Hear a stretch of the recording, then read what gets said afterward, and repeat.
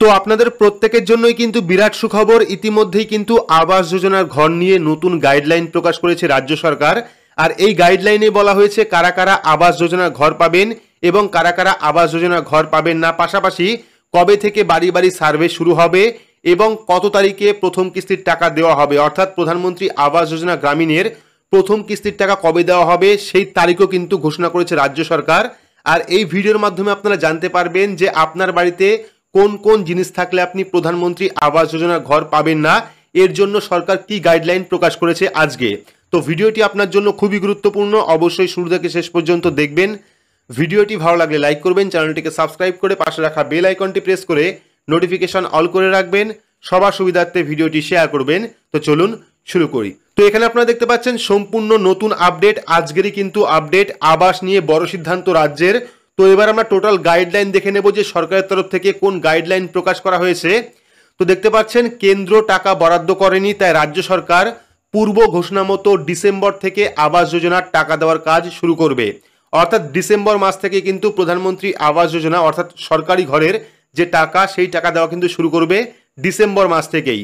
আবাস যোজনা প্রকল্পের আওতায় সমতলের পরিবারগুলিকে 1,20,000 টাকা এবং প্রত্যন্ত এলাকার পরিবারের জন্য 1,30,000 টাকা বরাদ্দ করেছে রাজ্য সরকার। বুধবার নবান্নে মুখ্য সচিব মনোজ পন্থের নেতৃত্বে সংশ্লিষ্ট সমস্ত দপ্তরের সচিবদের সঙ্গে বৈঠক করা হয়। প্রশাসনিক সূত্রের খবর, যেখানে সিদ্ধান্ত নেওয়া হয়েছে আবাস যোজনায় অনুমোদিত তালিকার পাশাপাশি অপেক্ষারত তালিকার পরিবারগুলিকেও কিন্তু সমীক্ষার আওতায় আনা হবে।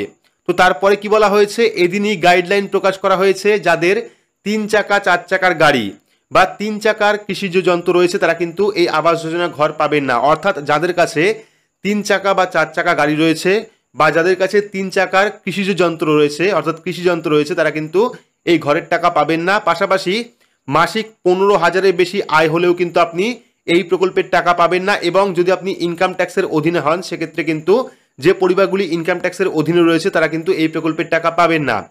পাশাপাশি যাদের 2.5 একর বা তার বেশি সেচযুক্ত কৃষি জমি রয়েছে এবং যাদের 5 একর অসেচযুক্ত কৃষি জমি রয়েছে তারা কিন্তু এই প্রকল্পের আওতায় আসবে না। অর্থাৎ যদি আপনার কাছে 2.5 একর জমি থাকে এবং সঙ্গে সেচযুক্ত কৃষি জমি থাকে সেক্ষেত্রে কিন্তু আপনি এই প্রকল্পের টাকা পাবেন না। পাশাপাশি যাদের 5 একর অসেচযুক্ত জমি রয়েছে তারাও কিন্তু এই প্রকল্পের আওতায় আসতে পারবেন না।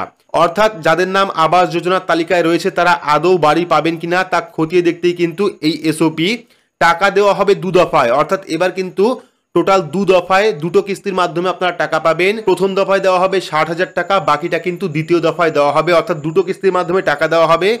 প্রথম দফায় আপনারা প্রথম কিস্তির মাধ্যমে আপনারা 60,000 টাকা পাবেন এবং দ্বিতীয় কিস্তির মাধ্যমে আপনারা 60,000 টাকা পাবেন।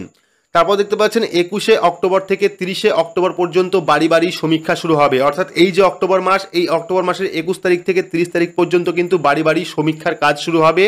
14 নভেম্বরের মধ্যে ক্রস চেকিংয়ের কাজ শেষ করতে হবে এবং 21 থেকে 27শে নভেম্বরের মধ্যে বিডিও এসডিও জেলা শাসকের অফিসের সামনে এবং ওয়েবসাইটে তালিকা দেওয়া হবে। অর্থাৎ এই যে তালিকা যারা যারা ঘর পাবেন এই তালিকা কিন্তু 21 থেকে 27 নভেম্বরের মধ্যে বিডিও এসডিও বা জেলা শাসকের অফিসের সামনে কিন্তু তালিকা প্রকাশ করা হবে। পাশাপাশি কিন্তু ওয়েবসাইটেও আপনারা তালিকা দেখতে পারবেন।